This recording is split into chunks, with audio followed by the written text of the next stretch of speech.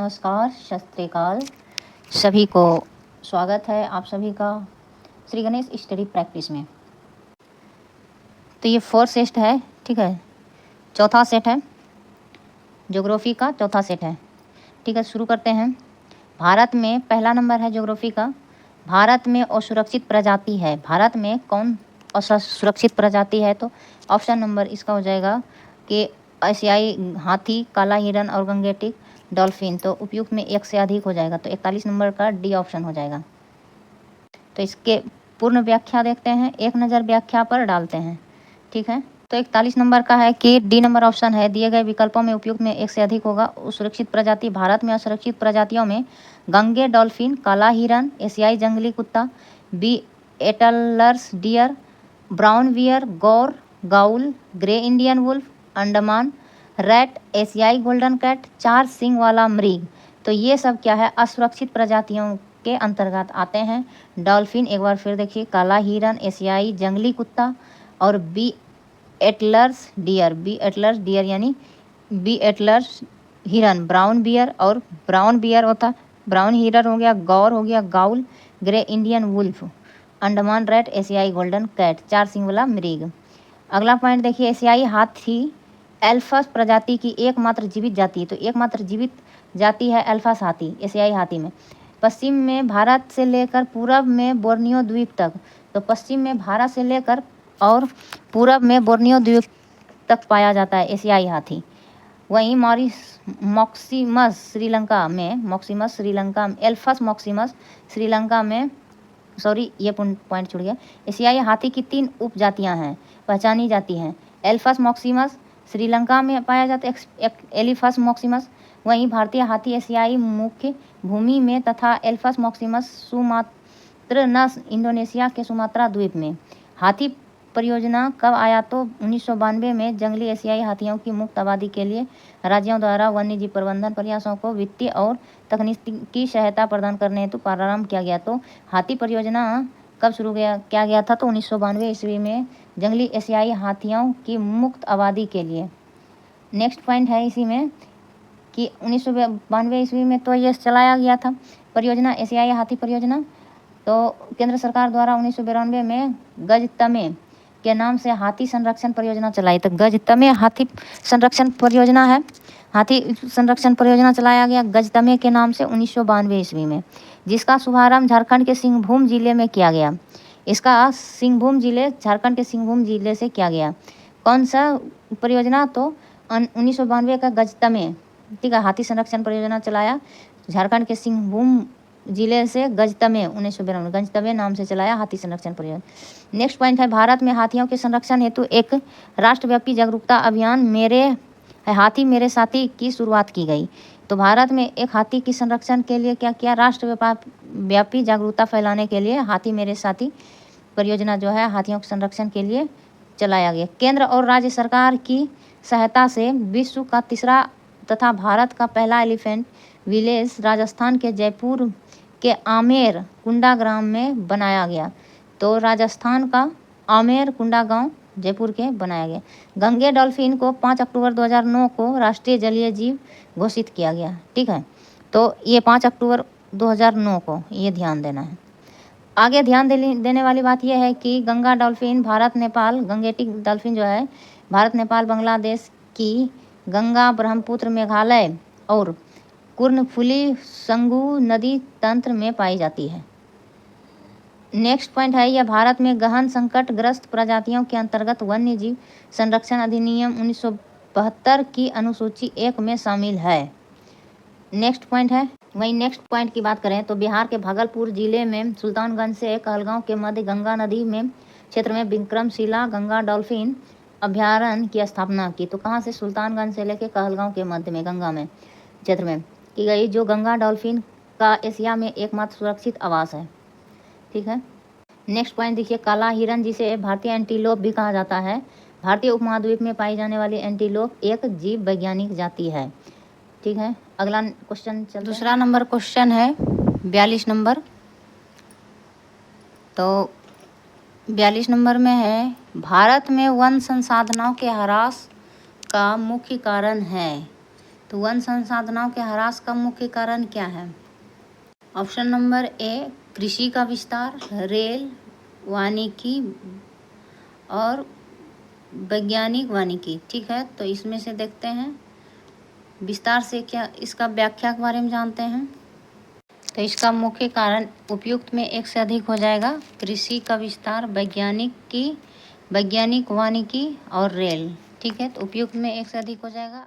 42 number कि भारत में one संसाधन के ह्रास का मुख्य कारण क्या है? तो वन संसाधन का ह्रास का मुख्य कारण क्या है? तो इसमें हो जाएगा कृषि का विस्तार। ठीक है, कृषि का विस्तार 42 नंबर का ए नंबर सही हो जाएगा, कृषि का विस्तार। तो इसमें हो जाएगा भारत में वन संसाधनों के ह्रास का मुख्य कारण कृषि का विस्तार है। भारत में वन संसाधनों की कमी के कारण है। तो वन संसाधनों की कमी के कारण कौन कौन से हैं? तो लकड़ी, छाल, पत्ते, रबड़, औषधियाँ, रंग, भोजन, ईंधन, चारा, खाद्य आदि जैसे वन उत्पादों का व्यापक उपयोग है।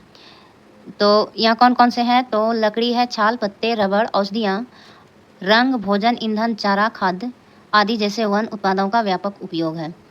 ये दूसरा पॉइंट महत्वपूर्ण पॉइंट है कि वन भूमि का कृषि भूमि में परिवर्तन होने के कारण वन संसाधनों के तो कृषि भूमि में परिवर्तन होने के कारण वन संसाधनों के ह्रास में वृद्धि हुई है।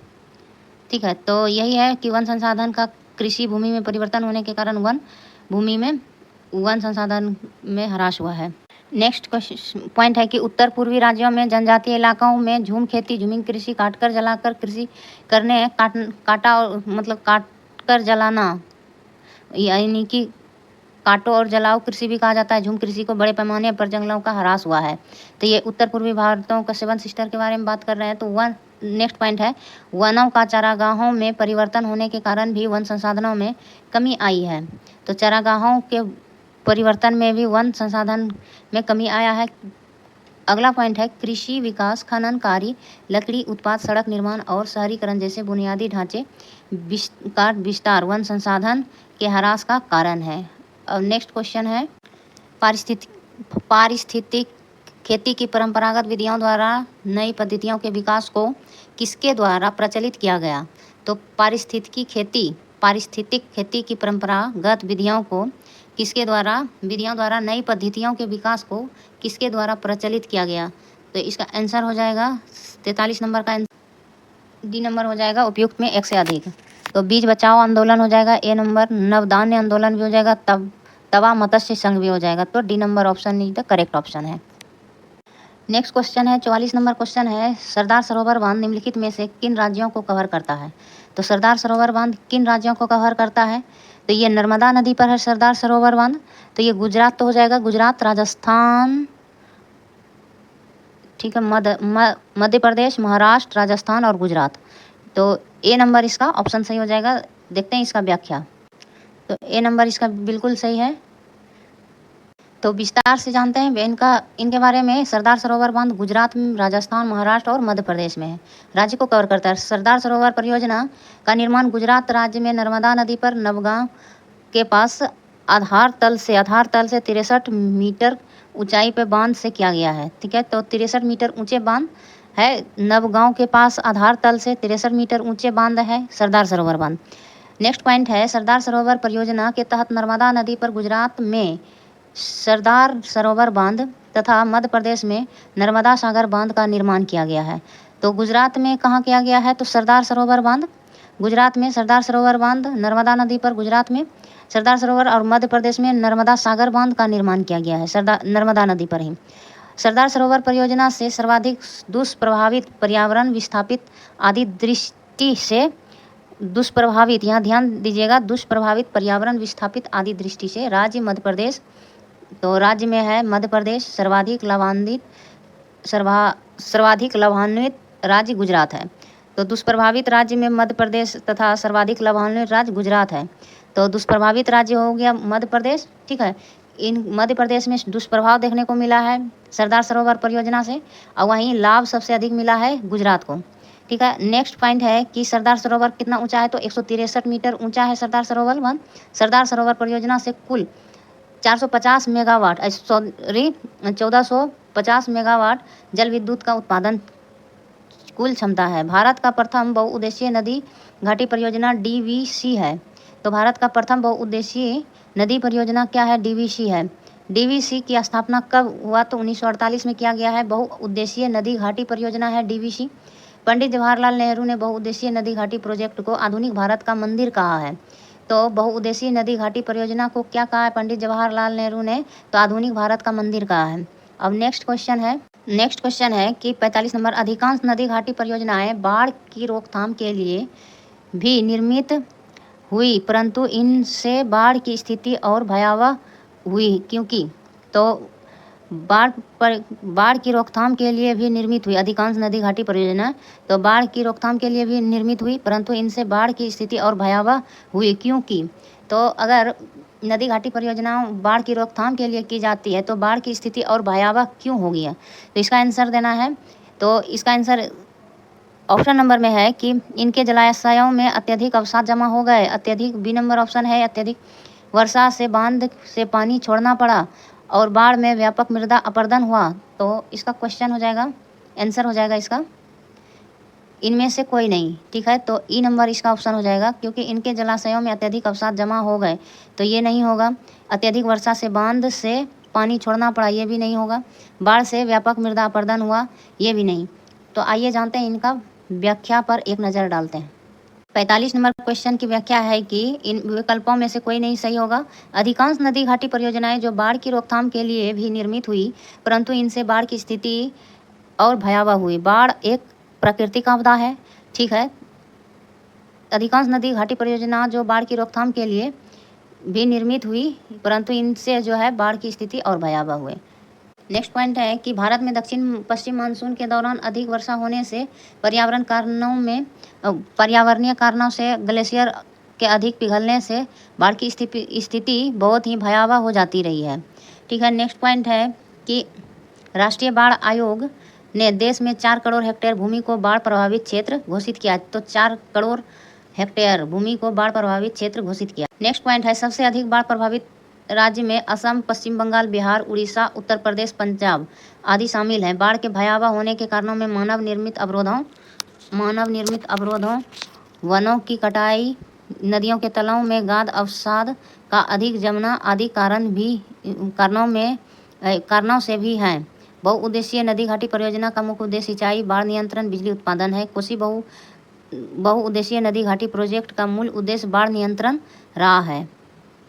नेक्स्ट क्वेश्चन है 46 नंबर, उस प्रथम राज्य का नाम बताइए जिनसे छत पर वर्षा जल संचय को कानून द्वारा अनिवार्य कर दिया गया। तो ए नंबर इसका ऑप्शन सही हो जाएगा। तमिलनाडु में हर एक ग्रामीण क्षेत्र में जो है कब शुरू किया गया हर एक घर में जल संग्रहण छत वर्षा जल संचय? तो 2001 में।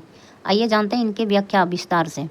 तो ए नंबर ऑप्शन सही है इसका। तमिलनाडु प्रथम राज्य है जिसने छत पर वर्षा संचय को कानून द्वारा अनिवार्य किया, कानून बना दिया छत पर वर्षा संचय।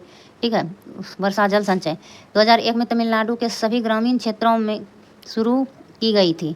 छत पर वर्षा जल संचय संरचना उस तकनीक का हिस्सा है जिसके माध्यम से छत के जल ग्रहण क्षेत्रों से वर्षा जल को एकत्र किया जाता है और जलाशयों में संग्रहित किया जाता है।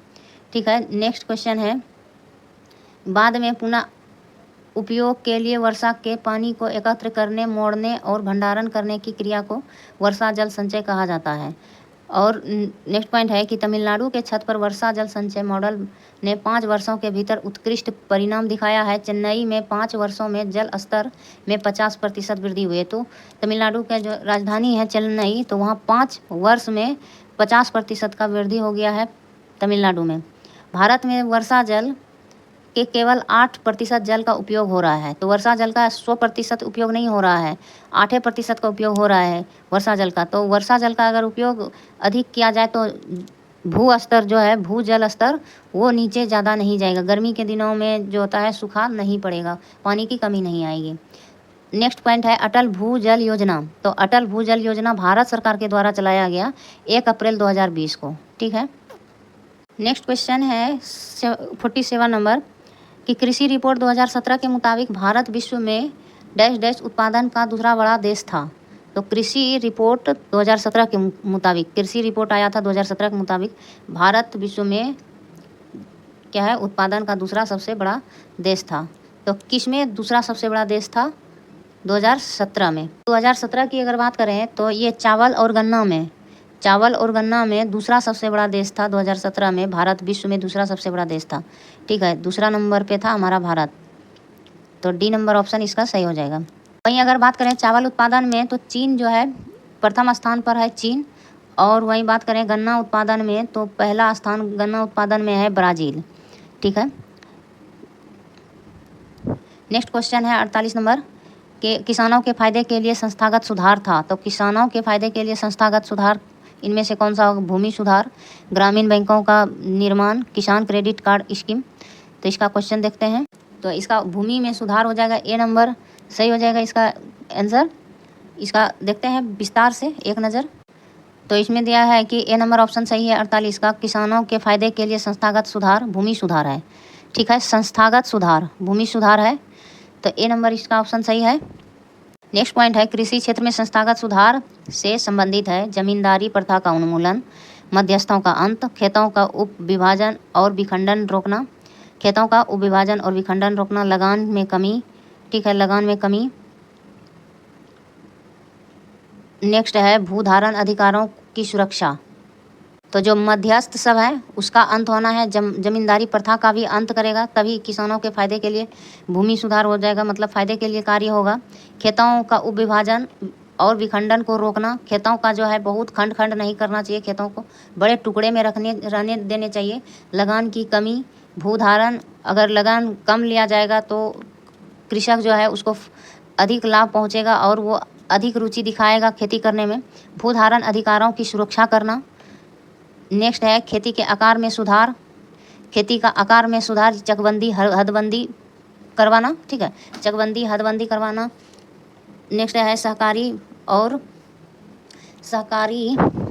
सामुदायिक कृषि को बढ़ावा देना। नेक्स्ट है भू स्वामित्व कृषि को हस्तांतरण। वहीं बात करें कृषि क्षेत्र में तकनीक से संबंधित है, तो तकनीक से संबंधित क्या क्या है कृषि क्षेत्र में? तो उन्नत किस्म की बीज, उर्वरक, कीटनाशक, ठीक है। नेक्स्ट है कि कृषि का आधुनिकीकरण, और कृषि का आधुनिकीकरण जो है करवाना चाहिए हमेशा। आधुनिकीकरण से क्या होता है, कृषि का पैदावार अच्छी होती है। बेहतर सिंचाई, ठीक है, अच्छी भंडारण अवस्था होना चाहिए, व्यवस्था होना चाहिए, अच्छी भंडारण व्यवस्था होना चाहिए। इससे क्या होगा कि कृषि क्षेत्र में किसान सब अधिक लाभान्वित होंगे। और किसान क्रेडिट कार्ड स्कीम, और किसान ये कृषि तकनीक से संबंधित है, ना कि कृषि क्या है कि कृषि किसानों के फायदे के लिए संस्थागत सुधार, कृषि क्षेत्र में संस्थागत सुधार है, यह किसानों के तकनीकी क्षेत्र से संबंधित सुधार है, ठीक है। नेक्स्ट है कि किसान क्रेडिट कार्ड, अच्छी वितरण व्यवस्था, तो ये सब होनी चाहिए कृषि तकनीक में शामिल। तो इसमें हो जाएगा भूमि सुधार सिर्फ हो जाएगा, क्योंकि किसानों के फायदे के लिए संस्थागत सुधार है, और ये सब हो जाएगा कृषि तकनीक के अंतर्गत आ जाएगा। अब नेक्स्ट क्वेश्चन है 49 नंबर कि झारखंड का कोडरमा निम्नलिखित में से किस खनिज का प्रमुख उत्पादक है? तो कोडरमा जिला में जो है अभ्रक का जो है उत्पादन होता है, झारखंड में है कोडरमा, ठीक है। तो ये अभ्रक के लिए जाने जाते हैं। इसका विस्तार पर एक नज़र देखते हैं, व्याख्या एक नज़र में। तो 49 नंबर का व्याख्या है कि झारखंड का कोडरमा जो है जिला अभ्रक का प्रमुख उत्पादक क्षेत्र है, उत्पादक राज्य मतलब कि जिला है झारखंड का। वहीं बिहार झारखंड की अभ्रक पेटिका पश्चिम में गया जिले, तो अभ्रक पेटिका जो है संयुक्त रूप से है बिहार और झारखंड का अभ्रक पेटिका है। पश्चिम में गया है, गया जिले से हजारीबाग तक है, ठीक है। हजारीबाग पश्चिम में, गया जिले बिहार का गया जिले, और हजारीबाग जिला है झारखंड का, वहाँ तक है झारखंड हजारीबाग तक। और तथा मुंगेर होती हुई पूर्व में भागलपुर, और मुंगेर से लेकर भागलपुर बिहार का, भागलपुर मुंगेर जिला से लेकर भागलपुर जिले तक है, तक लगभग 90 मील की ऊंचाई तक, लंबाई 90 मील की क्या है, लंबाई है 90 मील, और चौड़ाई कितना है तो 12 से 16 मील की चौड़ाई में फैली हुई है अभ्रक। नेक्स्ट महत्वपूर्ण पॉइंट है कि इसका सर्वाधिक उत्पादन क्षेत्र कोडरमा तथा उसके आसपास के क्षेत्र में अवस्थित अभ्रक पारदर्शक, लचीला, ताप विद्युत निरोधक होता है। आंध्र प्रदेश अभ्रक अयस्क का सर्वाधिक उत्पादनकर्ता राज्य है। तो आंध्र प्रदेश क्या है, सबसे अधिक उत्पादनकर्ता राज्य है आंध्र प्रदेश। वहीं बात करें कि भारत की, तो आंध्र प्रदेश में अधिक अभ्रक अयस्क का सर्वाधिक उत्पादन करता है अभ्रक, ठीक है। और इसका सर्वाधिक उत्पादन क्षेत्र कोडरमा है। तो ये दोनों पॉइंट पे ध्यान देना है। उत्पादन नप क्षेत्र कोडरमा तथा उसके आसपास का क्षेत्र है। अभ्रक पारदर्शक होता है, लचीला होता है, ताप और विद्युत निरोधक होता है। अभ्रक अयस्क सर्वाधिक उत्पादनकर्ता राज्य आंध्र प्रदेश है। नेक्स्ट इम्पोर्टेंट पॉइंट है कि भारत की सबसे बड़ी अभ्रक मेखला मतलब वह पूरे क्षेत्र का जो है विस्तार। तो कहाँ पे है पूरे क्षेत्र का अभ्रक मेखला? हजारीबाग होते हुए गया मुंगेर तक फैली हुई है अभ्रक मेखला। ठीक है, तो हजारीबाग, गया और मुंगेर में, इसी मेखला के अंतर्गत कोडरमा जिला भी आ जाता है। तो हजारीबाग से होते हुए गया मुंगेर तक जब जाएंगे तो इसी बीच में कोडरमा जिला भी पड़ता है, जिसे अभ्रक की राजधानी कहा जाता है। तो कोडरमा को क्या कहा जाता है? अभ्रक की राजधानी कहा जाता है। नेक्स्ट पॉइंट है कि कोडरमा जिला प्राकृतिक संसाधनों से समृद्ध है। क्वार्टज कोडरमा में क्या क्या पाया जाता है? तो एक नज़र देखते हैं। Quartz, asbestos, blue stone, white stone, moon stone यहाँ पाए जाते हैं। तो कोडरमा में क्या क्या पाए जाते हैं? कोडरमा में quartz, asbestos, blue stone, white stone और मून स्टोन पाए जाते हैं। बॉक्साइड, नेक्स्ट पॉइंट है बॉक्साइड एल्युमिनियम का अयस्क है। सही बात है, जिसे एल्युमिनियम का ऑक्साइड भी कहा जाता है। बॉक्साइड को एल्युमिनियम ऑक्साइड भी कहा जाता है। बॉक्साइड के उत्पादन में उड़ीसा राज्य जो है भारत में प्रथम स्थान पर है। उड़ीसा बॉक्साइड अयस्क में एल्युमिनियम का अयस्क है और ये प्रथम स्थान पर है। भारत में लौह अयस्क का मुख्य उत्पादक राज्य है उड़ीसा, झारखंड, छत्तीसगढ़, कर्नाटक, गोवा इत्यादि। मैग्नेटाइट, तो लौह अयस्क का प्रमुख उत्पादक राज्य कौन कौन सा है? तो ध्यान दीजिए, उड़ीसा, झारखंड, छत्तीसगढ़ का ये बैलाडीला हो गया, कर्नाटक का कुद्रेमुख हो गया, गोवा हो गया और झारखंड हो गया। तो ये लौह अयस्क का प्रमुख उत्पादक राज्य है। मैग्नेटाइट नेक्स्ट पॉइंट में होगा कि मैग्नेटाइट लौह अयस्क है। मैग्नेटाइट क्या है? लौह अयस्क है के कुल संसाधन की दृष्टि से शीर्ष राज्य कर्नाटक है। तो लौह अयस्क कुद्रेमुख जो है शीर्ष राज्य है, ये कर्नाटक लौह अयस्क में, मैग्नेटाइट में।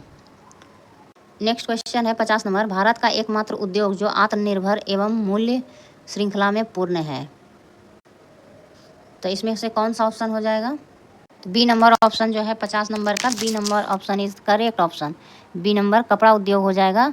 ये एकमात्र उद्योग है भारत का जिसमें आत्मनिर्भर है और मूल्य श्रृंखला में भी पूर्ण है।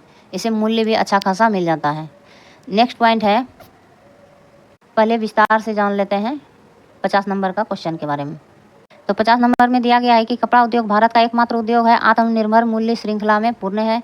वस्त्र उद्योग का आत्मनिर्भर माना जाना क्योंकि प्रत्येक चरण में उत्पादों का उपयोग उत्पादन के अगले चरण के लिए कच्चे माल के रूप में किया जाता है। नेक्स्ट पॉइंट है कि वस्त्र उद्योग भारत का सबसे प्राचीन उद्योग होने के साथ साथ देश का कृषि पर आधारित उद्योग में सबसे संगठित एवं व्यापक उद्योग भी है। तो ये देखिए, कृषि के साथ साथ क्या है? वस्त्र उद्योग कृषि पर आधारित उद्योग में सबसे संगठित और व्यापक उद्योग है, कृषि पर आधारित उद्योग है। और वस्त्र उद्योग जो है कृषि के बाद दूसरा सबसे बड़ा रोजगार क्षेत्र है कृषि पर आधारित उद्योगों में। ठीक है, कृषि पर आधारित उद्योगों में दूसरा सबसे बड़ा क्षेत्र है। ठीक है, वस्त्र उद्योग कृषि के बाद। वस्त्र उद्योग के अंतर्गत सूती है, रेशमी है, ऊनी है, जूट इत्यादि उद्योगों को सम्मिलित किया गया है। वस्त्र उद्योग के अंतर्गत सूती वस्त्र उद्योग, रेशमी वस्त्र उद्योग, ऊनी वस्त्र उद्योग और जूट वस्त्र उद्योग, तो इसे किस में सम्मिलित किया है? वस्त्र उद्योग के अंतर्गत। नेक्स्ट पॉइंट है, भारत का मैनचेस्टर अहमदाबाद को कहा जाता है। ठीक है, अहमदाबाद को। लौह एवं इस्पात उद्योग एक आधारभूत उद्योग है। लोहा और इस्पात जो है ये आधारभूत उद्योग है। नेक्स्ट पॉइंट है कि भारत में 1870 ईस्वी के दशक में प्रथम बार Bengal iron works company Kulti लोहा इस्पात का उत्पादन प्रारंभ हुआ था। चीनी के उत्पादन में ब्राज़ील के बाद दूसरा स्थान है भारत का। वहीं उपभोग की दृष्टि से भारत प्रथम स्थान पर है। तो चीनी उत्पादन में दूसरा स्थान है, ठीक है, भारत का। और उपभोग करने में, यूज़ करने में जो है पहला स्थान भारत रखता है और उत्पादन में जो है दूसरा स्थान है। वहीं चीनी उत्पादन में ब्राज़ील का जो है पहला स्थान है। ठीक है, तो ये हो गया, चीनी उद्योग में भारत जो है दूसरा स्थान में है और ब्राज़ील पहला स्थान में है। लौह और इस्पात उद्योग ये भारत का जो है आधारभूत उद्योग है। लौह इस्पात उद्योग जो है आधारभूत उद्योग है और यह 1870 के दशक में प्रारंभ हुआ था कुल्टी में। ठीक है, iron works company, Bengal iron works company के तहत। नेक्स्ट क्वेश्चन है 51 नंबर। खरीफ फसल का उदाहरण कौन सा है? तो खरीफ फसल में आ जाएगा ये मक्का आ जाएगा। ठीक है, मकई आ जाएगा खरीफ फसल में। मकई हो गया, धान हो गया, ये खरीफ फसल है। अक्टूबर नवंबर में जो कटाई की जाती है खरीफ फसल, और जुलाई जून में बोया जाता है। जून जुलाई में बोया जाता है खरीफ फसल, ठीक है, जून जुलाई में, और अक्टूबर नवंबर में जो है इसे काटा जाता है। तो उसे कहेंगे अक्टूबर और नवंबर में काटा जाता है, तो ये हो गया खरीफ फसल, ठीक है। इसके अंतर्गत कौन कौन से आ जाएंगे फसल, तो इसमें आ जाएगा धान, सोयाबीन, ठीक है। आइए इनके व्याख्या पर एक नज़र। तो इनका एनालिसिस क्या कहता है कि खरीफ फसल का उदाहरण मक्का है, दिया गया विकल्प में। खरीफ फसल के अंतर्गत जो है जून जुलाई तक बोया जाता है, अक्टूबर नवंबर में काट ली जाती है।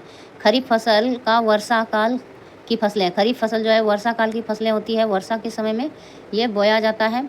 खरीफ फसलों के उत्पादन में दक्षिण पश्चिम मानसून वर्षा से लाभ होता है। वहीं खरीफ फसल की बुआई के समय अधिक तापमान और अधिक आर्द्रता की आवश्यकता होती है। तापमान भी अधिक होना चाहिए, वर्षा और आर्द्रता भी अधिक होना चाहिए खरीफ फसल के समय। वहीं खरीफ फसल के उदाहरण हैं कौन कौन से, तो धान, सोयाबीन, अरहर। देखिए अरहर दोनों फसल होता है, ये अरहर हो जाएगा, क्या कहता है कि खरीफ और रबी दोनों। दलहन जो है खरीफ रबी दोनों, और जिसमें दलहन में जो है अरहर रबी खरीफ फसल में आ जाएगा। जैसे चना, मसूर, ये सब रबी फसल में आ जाएगा दलहन में। तो वहीं अरहर जो है ये खरीफ फसल है और ये दलहन है। तिल, मूंग, ये मूंग भी है आपका खरीफ फसल। उड़द भी है खरीफ फसल।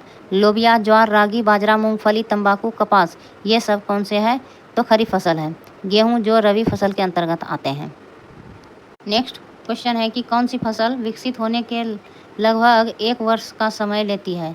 तो कौन सी फसल जो है विकसित होने में 1 साल का समय ले लेती है।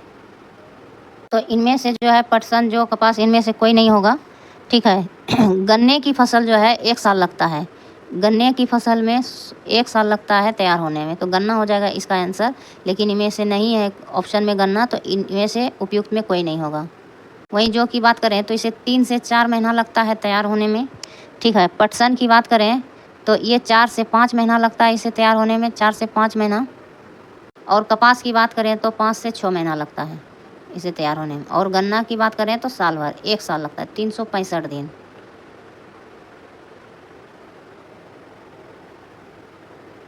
यहाँ दिया गया है कि गन्ने की फसल तैयार होने में लगभग 1 वर्ष का समय लगता है। कपास फसल की तैयारी 5 से 6 माह का समय लेता है कपास।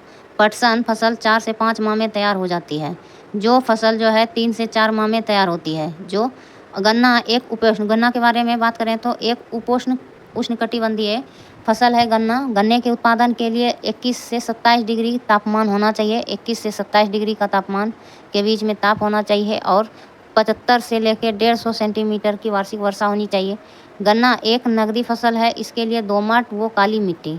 तो नगदी फसल के लिए कौन कौन से, दोमट और काली मिट्टी का उपयोगी है, ठीक है, दोमट और काली मिट्टी। नेक्स्ट पॉइंट है कि भारत में गन्ना उत्पादक राज्यों में यूपी, महाराष्ट्र, कर्नाटक, तमिलनाडु, गुजरात, बिहार और आंध्र प्रदेश, पंजाब, हरियाणा आदि प्रमुख राज्य हैं। गन्ना एक प्रकार की भारहासी फसल है। भारहासी अतः शर्करा का क्षय कर्म से कम हो, इसलिए गन्ना मिलों की स्थापना उत्पादकता क्षेत्रों के समीप की जाती है। नेक्स्ट है वहीं जो एक रबी फसल है, ठीक है, जो अक्टूबर नवंबर तक बोया जाता है और मार्च अप्रैल में काट लिया जाता है जौ को, ठीक है। रबी फसल है, अक्टूबर नवंबर में जो है बोया जाता है और मार्च अप्रैल में काटा जाता है। पटसन की बात करें तो एक अखाद्य फसल है, ये खाया योग्य फसल नहीं है, ये अखाद्य खरीफ फसल है। जूट भारत का स्वर्णिम तंतु कहते हैं जूट को। जूट पश्चिम बंगाल में अधिक होता है, उसके बाद पश्चिम बंगाल के बाद बिहार, असम, इससे लगे पूर्वी भागों की व्यापक फसलें हैं, ठीक है। नेक्स्ट क्वेश्चन है 53 नंबर, राष्ट्रीय राजमार्ग किसके द्वारा बिछाए गए हैं और संचालित होते हैं, किसके द्वारा। तो राष्ट्रीय राजमार्ग केंद्रीय लोक निर्माण विभाग द्वारा, राष्ट्रीय राजमार्ग प्राधिकरण द्वारा, भारत और बॉर्डर रोड ऑर्गेनाइजेशन के द्वारा। तो ये होता है राष्ट्रीय राजमार्ग प्राधिकरण भारत के द्वारा बिछाया जाता है। B number option is the correct option. और इसका व्याख्या जानते हैं, तो बी नंबर ऑप्शन सही है। राष्ट्रीय राजमार्ग प्राधिकरण भारत द्वारा बिछाए गए और संचालित होते हैं भारत में। भारत द्वारा ये राष्ट्रीय राजमार्ग प्राधिकरण भारत के द्वारा बिछाए एवं संचालित किए जाते हैं। सड़क परिवहन एवं राजमार्ग मंत्रालय के अंतर्गत ये आते हैं। सड़क परिवहन राजमार्ग मंत्रालय के अंतर्गत आते हैं राष्ट्रीय राजमार्ग। भारतीय राजमार्ग प्राधिकरण NHAI कार्य करती है। भारतीय राष्ट्रीय राजमार्ग प्राधिकरण अधिनियम 1988 ईस्वी में लाया गया था। नेक्स्ट क्वेश्चन है कि भारतीय राष्ट्रीय राजमार्ग प्राधिकरण की स्थापना कब हुई थी? तो 1995 में हुई थी। किया गया था राष्ट्रीय राजमार्ग और अवसंरचना विकास निगम लिमिटेड की स्थापना 2013 में किया गया, जो 18 जुलाई 2014 से कार्य प्रारंभ है। तो वहीं राष्ट्रीय राजमार्ग अवसंरचना विकास निगम लिमिटेड, ठीक है, यहाँ ध्यान देना है, इसका स्थापना कब हुआ? 2013 ईस्वी में हुआ और 18 जुलाई 2014 से जो है ये अपना कार्य प्रारंभ कर दिया। अब नेक्स्ट पॉइंट में है कि 1960 में सीमा सड़क संगठन की स्थापना किया गया था। इस संगठन का उद्देश्य देश के सीमावर्ती क्षेत्र में सड़क एवं पुल निर्माण को सुदृढ़ करना है। तो ये क्या है? बी नंबर इसका सही आंसर है। नेक्स्ट क्वेश्चन है 54 नंबर क्वेश्चन है कि वार्षिक रिपोर्ट 2016-17 के अनुसार भारत विश्व पर्यटन में, तो भारत विश्व पर्यटन में किस स्थान पर है? वार्षिक रिपोर्ट 16-17 के अनुसार भारत विश्व पर्यटन में किस स्थान पर है? तो दूसरे, चौथे, तीसरे किस में है? तो इनमें से कोई नहीं है, उपयुक्त में से कोई नहीं, ठीक है, ई नंबर ऑप्शन हो जाएगा। विस्तार से अब व्याख्या जानते हैं, एक नज़र व्याख्या पर डालते हैं। तो ई नंबर है क्वेश्चन 54 नंबर का ई, उपयुक्त में कोई नहीं, कोई विकल्पों में सही नहीं है। वार्षिक रिपोर्ट 16-17 के अनुसार भारत विश्व पर्यटन स्थान के संबंध में जो दिए गए हैं, संयुक्त राष्ट्र पर्यटन संगठन UNWTO के आंकड़ों के अनुसार 2023 में भारत में 1323 मिलियन अंतर्राष्ट्रीय पर्यटक आए थे। 1323 मिलियन पर्यटक भारत आए थे। 2016 के तुलना 84 मिलियन अधिक था। वहीं बात करें UNWTO में जो है 58 देश सम्मिलित है। UNWTO में 158 देश है। अंतर्राष्ट्रीय पर्यटन दिवस कब मनाया जाता है? तो अंतर्राष्ट्रीय पर्यटन दिवस तो ये मनाया जाता है, वर्ल्ड टूरिज्म डे मनाया जाता है 27 सितंबर को। पर्यटन मंत्रालय ने अतुल्य भारत मोबाइल ऐप लॉन्च 27 सितंबर को किया। अतुल्य भारत ऐप, ठीक है, तो अतुल्य भारत ऐप भी जो है अंतर्राष्ट्रीय पर्यटन दिवस के दिन ही लॉन्च किया। तो अतुल्य भारत मोबाइल ऐप लॉन्च किया 27 सितंबर 2016 को। भारतीय पर्यटन विकास निगम की स्थापना अक्टूबर 1966 में हुआ। तो ये हो गया इनका। अब नेक्स्ट क्वेश्चन है 55 नंबर, जलोढ़ मिट्टी को उसकी आयु के आधार पर वर्गीकृत किया जाता है। नई जलोढ़ मिट्टी को क्या नाम दिया गया है? तो नई जलोढ़ मिट्टी को नाम क्या दिया गया है? तो ये खादर को कहता है न्यू जलोढ़ मृदा, ठीक है, और ये हमारे भारत में जो है 40% पाया जाता है जलोढ़ मृदा सबसे अधिक, ठीक है, 40%। इनके विस्तार से जानते हैं इनको। तो इन क्वेश्चनों का पोस्टमार्टम में क्या दिया गया है विश्लेषण में कि जलोढ़ मृदा को उसकी आयु के आधार पर वर्गीकृत किया गया। नई जलोढ़ मृदा को खादर नाम दिया गया, पुरानी को बांगर नाम दिया गया है, ठीक है, बांगर। और वहीं जलोढ़ मृदाएं देश के 40% भागों के लगभग 15 लाख वर्ग किलोमीटर क्षेत्र में विस्तृत है। जलोढ़ मृदा में रेत, गाद, मृत्तिका, क्ले यानी के विभिन्न अनुपात होते हैं। साथ जलोढ़ मिट्टी पंजाब से असम तक पाया जाता है। तो पंजाब से लेके असम तक पाया जाता है जलोढ़ मृदा के विशाल मैदानी भागों के साथ साथ नर्मदा, ताप्ती, महानदी, गोदावरी, कृष्णा, कावेरी आदि घाटियों में फैली हुई है जलोढ़ मृदा। तो जितना भी नदी घाटी है सभी में फैला हुआ है जलोढ़ मृदा। जलोढ़ मृदा यानी न्यू जलोढ़ मृदा। नेक्स्ट पॉइंट है जलोढ़ मिट्टी में पोटास तत्व कौन कौन से पाए जाते हैं? तो फास्फोरिक अम्ल पाए जाते हैं। पोटास, फास्फोरिक अम्ल और चूना कार्बनिक तत्वों की प्रचुरता होती है। तो चूना कार्बनिक तत्व, फास्फोरिक अम्ल, पोटास की प्रधानता होती है, परंतु नाइट्रोजन, ह्यूमस की कमी पाई जाती है। लगभग भारत के सभी मृदा में नाइट्रोजन और ह्यूमस की कमी पाई जाती है, ठीक है। नेक्स्ट पॉइंट है न्यू जलोढ़ मृदा जिसे खादर कहते हैं। नई जलोढ़ मिट्टी जिसे खादर कहते हैं बंगर मिट्टी की अपेक्षा अधिक उपजाऊ होती है, ठीक है। नेक्स्ट पॉइंट है प्राचीन जलोढ़ मिट्टी को बांगर कहा जाता है। प्राचीन जलोढ़ मृदा को क्या कहा जाता है? तो बांगर कहा जाता है। इनमें कंकर और प्राचीन जलोढ़ मृदा को बांगर, जो पुरानी जलोढ़ मृदा है ना, इसे बांगर कहा जाता है। इसमें क्या क्या पाया जाता है? तो कंकर भावर प्रदेश से निकल के आया हुआ रहता है, तराई पार करने के बाद जो है उसके बाद ये बांगर ही बनता है, यही मृदा। तो इसमें कंकर और कैल्शियम कार्बोनेट की अधिक मात्रा पाया जाता है। कंकर पत्थर पाया जाता है और कैल्शियम कार्बोनेट की मात्रा अत्यधिक पाया जाता है। वहीं इसका रंग काला होता है, काला या भूरा रंग का होता है। तो तो इसका रंग कैसा होता है? काला और भूरा होता है। नेक्स्ट पॉइंट है दलदली भूमि मुख्यतः तटीय प्रदेशों जलीय जमाव के क्षेत्र में पाई जाती है। इसमें घुलनशील लवणों की प्रचुरता होती है परंतु फास्फोरस पोटास का अभाव होता है। नेक्स्ट क्वेश्चन है 56 नंबर, कौन सी मिट्टी कपास उगाने के लिए आदर्श है? तो ये काली मृदा हो जाएगा। सी नंबर उपयुक्त आंसर है। तो इनके विस्तार पे एक नज़र डालते हैं। 56 नंबर है कि इनका विस्तार में है कि काली मिट्टी कपास उगाने के लिए आदर्श है। काली मिट्टी रेगुर कपास की मिट्टी ट्रॉपिकल ब्लैक अर्थ एवं ट्रॉपिकल चरनोजम आदि नामों से भी पुकारा जाता है। काली मिट्टी महाराष्ट्र, गुजरात, राजस्थान, मध्य प्रदेश, छत्तीसगढ़, उड़ीसा, आंध्र प्रदेश, तमिलनाडु में पाई जाती है काली मृदा, जो लगभग 5.46 लाख वर्ग किलोमीटर में फैला हुआ है। वहीं काली मृदा में लोहा पाया जाता है। तो काली मिट्टी में कौन कौन से तत्व पाए जाते हैं? तो काली मिट्टी में लोहा पाया जाता है। लोहा के बाद कौन सा तत्व पाया जाता है? तो चूना, एल्युमिनियम, कैल्शियम, मैग्नीशियम। तो लोहा, चूना, एल्युमिनियम, कैल्शियम, मैग्नीशियम कार्बोनेट प्रचुर मात्रा में होता है, जबकि नाइट्रोजन, पोटास, फास्फोरस वो कार्बनिक तत्वों की कमी पाई जाती है। तो यहाँ ध्यान देना है, नाइट्रोजन, फास्फोरस, पोटास वो कार्बनिक तत्वों की कमी पाई जाती है। वहीं बात करें काली मिट्टी के रंग जो काला किस कारण होता है? तो टेटिनीफेरस, मैग्नेटाइट और जिमास ह्यूमस की उपस्थिति के कारण काला होता है। सूक्ष्म मिट्टी सूक्ष्म व अर्धसूक्ष्म क्षेत्रों में अरावली पर्वत वो और सिंधु घाटी के मध्यवर्ती क्षेत्रों में विशेषतः पश्चिम राजस्थान, उत्तरी गुजरात, दक्षिणी हरियाणा और पश्चिमी उत्तर प्रदेश में पाया जाता है। तो सूक्ष्म मिट्टी और सूक्ष्म व अर्धसूक्ष्म क्षेत्र में अरावली पर्वत के इर्द गिर्द पाया जाता है और सिंधु घाटी के आसपास। और सूक्ष्म मिट्टी में बालू की मात्रा पाई जाती है और ज्वार जैसे मोटे अनाजों की खेती के लिए उपयुक्त है। तो ज्वार जैसे मोटे अनाज किस अनाज में पाए जाते हैं? तो ये हुआ। तो सूक्ष्म अर्धसूक्ष्म क्षेत्र में अरावली पर्वत और सिंधु घाटी के इर्द गिर्द में मुख्य रूप से पाया जाता है, जैसे कि पश्चिमी राजस्थान हुआ, उत्तरी गुजरात हो गया, ठीक है, दक्षिण हरियाणा भी है, पश्चिम उत्तर प्रदेश। अब नेक्स्ट क्वेश्चन है कि 57 नंबर है,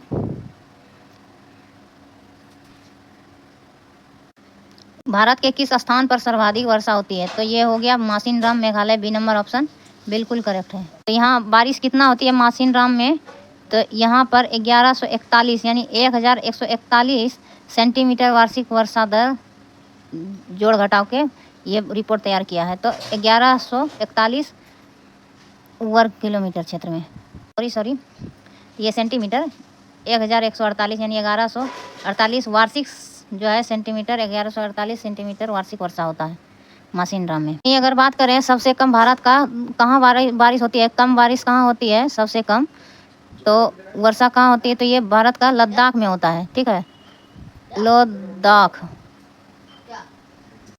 नेक्स्ट क्वेश्चन है, विभिन्न देशों में स्लैश बर्न कृषि के लिए प्रयुक्त नामों के लिए नीचे दिए गए कूट से सही विकल्प का चयन कीजिए।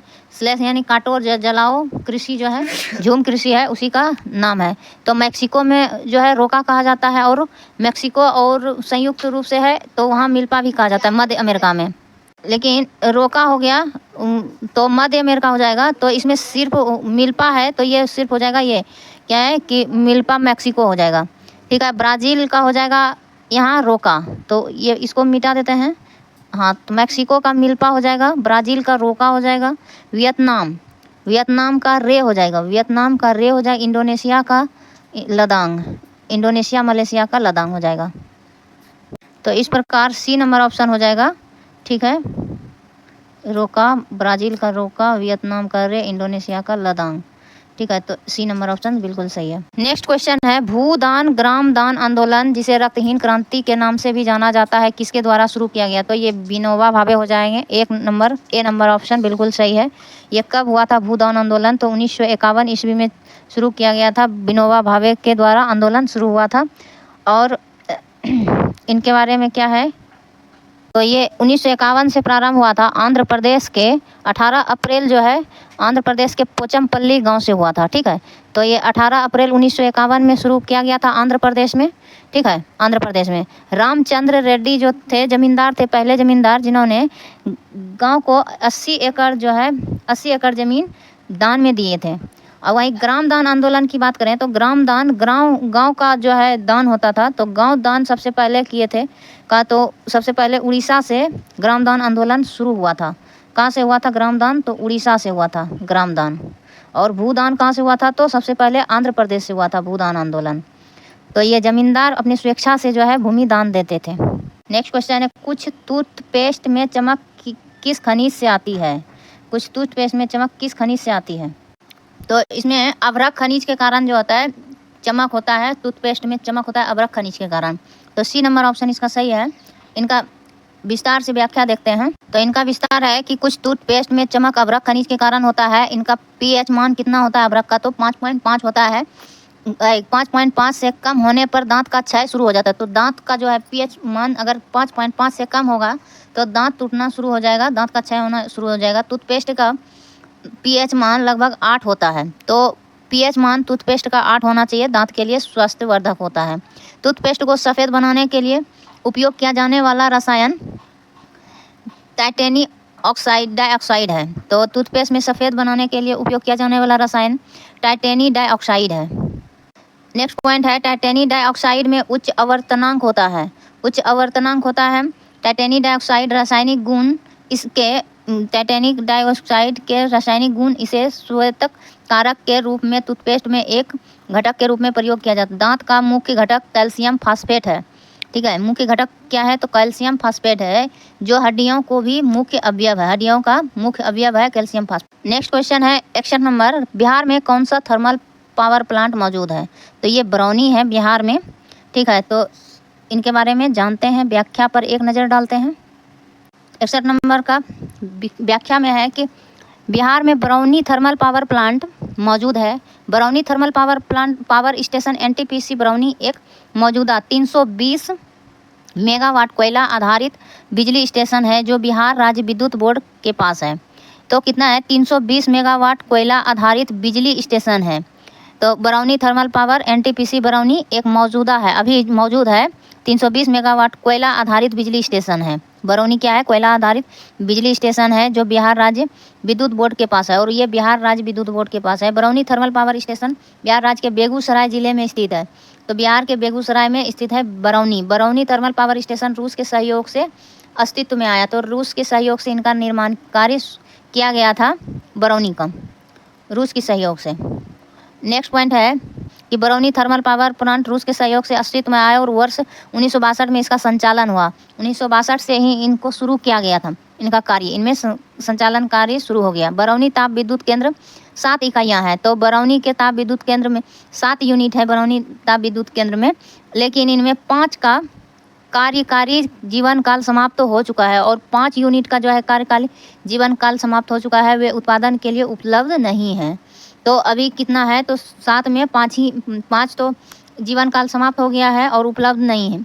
बिहार और 2 बचा है। 7 में 5 खत्म हो गया, 2 बचा। बिहार राज्य बिजली बोर्ड 1958 में स्थापित किया गया और बरौनी 1962 से संचालित हुआ था, ध्यान रखिए। नेक्स्ट क्वेश्चन है, भारत में एक प्रमुख शक्ति प्रदान करने वाला निगम है और इसके पास पर्यावरण प्रबंधन प्रणाली 14001 के लिए ISO प्रमाणन है।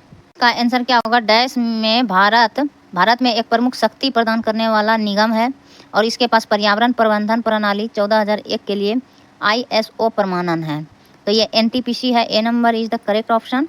इस क्वेश्चन का व्याख्या पर एक नज़र डालते हैं। NTPC भारत में एक प्रमुख शक्ति प्रदान करने वाला निगम है और NTPC है। ठीक है, ये प्रमुख शक्ति प्रदान करने वाला निगम है। इसके पास पर्यावरण प्रबंधन प्रणाली 14001 के लिए ISO प्रमाणन है। NTPC का पूरा नाम क्या है? National thermal power corporation. ठीक है, national thermal power corporation. National thermal power corporation की स्थापना 1975 में की गई थी।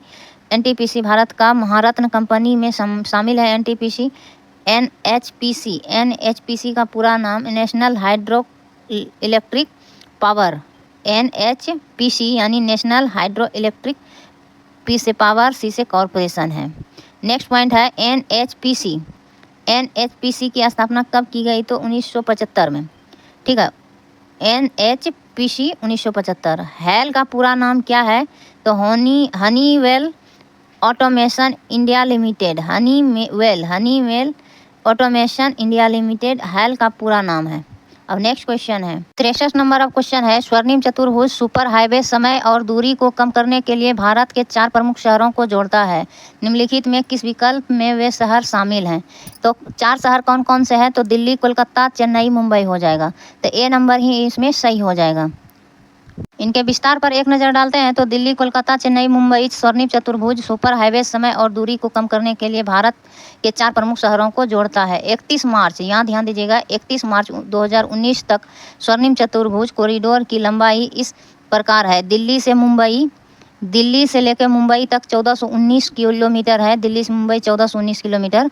वहीं मुंबई से चेन्नई है 1290 किलोमीटर। मुंबई से चेन्नई 1290 किलोमीटर। मुंबई जाएंगे फिर वहाँ से चेन्नई, यानी कि दिल्ली यहाँ है, तो दिल्ली यहाँ है, दिल्ली से यहाँ मुंबई कितना किलोमीटर है? 1419 किलोमीटर है। अब यहाँ मुंबई आए, मुंबई से चेन्नई, तो यहाँ कितना किलोमीटर है? मुंबई से चेन्नई तो 1290 किलोमीटर है, ठीक है। और चेन्नई से कोलकाता अगर जाएंगे तो कोलकाता से चेन्नई या चेन्नई से कोलकाता तो ये 1684 किलोमीटर है, 1684 किलोमीटर। वहीं कोलकाता से दिल्ली से कोलकाता या कोलकाता से दिल्ली तो ये हो जाएगा 1453 किलोमीटर। ये ध्यान दीजिएगा। स्वर्णिम चतुर्भुज का जो है पूरा लंबाई कितना है? तो 5846 किलोमीटर है। और इसकी शुरुआत कब किया गया भारत सरकार के द्वारा? 2001 में। वहीं 64 नंबर की बात करें तो इनमें कौन सा बंदरगाह आज़ादी के बाद सबसे पहले बनाया गया था? तो 1948 मतलब 1947 के बाद कौन सा बंदरगाह बना है जो स्वतंत्रता के बाद सबसे पहले बना है?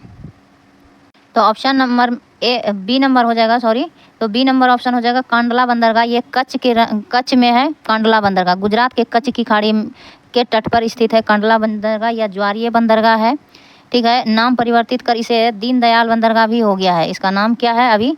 तो दीनदयाल बंदरगाह, इसे दीनदयाल बंदरगाह कहा गया है, नाम परिवर्तित करके कर दिया गया है। इसका नाम परिवर्तित कब किया गया है? तो ये 4 अक्टूबर को किया गया है। 4 अक्टूबर 2017 को ही नाम परिवर्तित कर दीनदयाल बंदरगाह नाम किया गया इसका।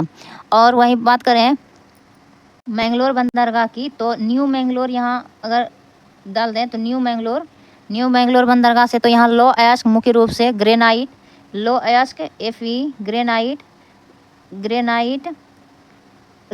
ग्रेनाइट इनके बारे में विस्तार से एक नज़र देख लेते हैं।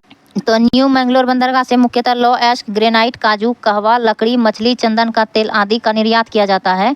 तो लो अयस्क ग्रेनाइट, काजू, कहवा, लकड़ी, मछली, चंदन का आदि तेल का जो है ये निर्यात किया जाता है। नेक्स्ट है मुंबई बंदरगाह, देश का सबसे बड़ा बंदरगाह है। सबसे बड़ा बंदरगाह कौन है? तो मुंबई बंदरगाह है। मुंबई बंदरगाह से मुख्यतः सूती, ऊनी कपड़े, नमक, मछली, लिग्नाइट, तंबाकू, चावल आदि वस्तुओं का निर्यात किया जाता है।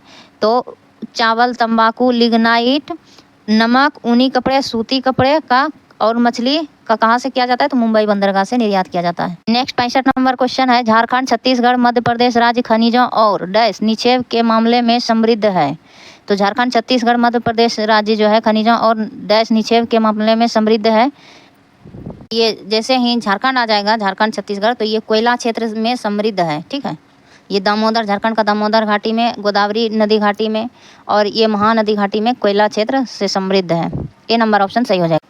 तो इनका विस्तार में दिया गया है, इनका व्याख्या में तो झारखंड, छत्तीसगढ़, मध्य प्रदेश राज्य खनिज और कोयला निक्षेप के मामले में समृद्ध है। भारत में कोयले का कुल भंडार की दृष्टि से, भंडारण की दृष्टि से ध्यान दीजिएगा, तो झारखंड प्रथम स्थान पर, कोयले के भंडारण के दृष्टिकोण से झारखंड क्या है? प्रथम स्थान पर है। इसके बाद क्रमशः भंडारण के क्षेत्र में, कोयले के भंडारण के क्षेत्र में उड़ीसा है, छत्तीसगढ़ और पश्चिम बंगाल है और मध्य प्रदेश है। वहीं नेक्स्ट पॉइंट में दिया गया है कि भारत में सबसे बड़ा कोयला उत्पादक राज्य, तो कोयला उत्पादक राज्य में कौन सा राज्य आ जाएगा?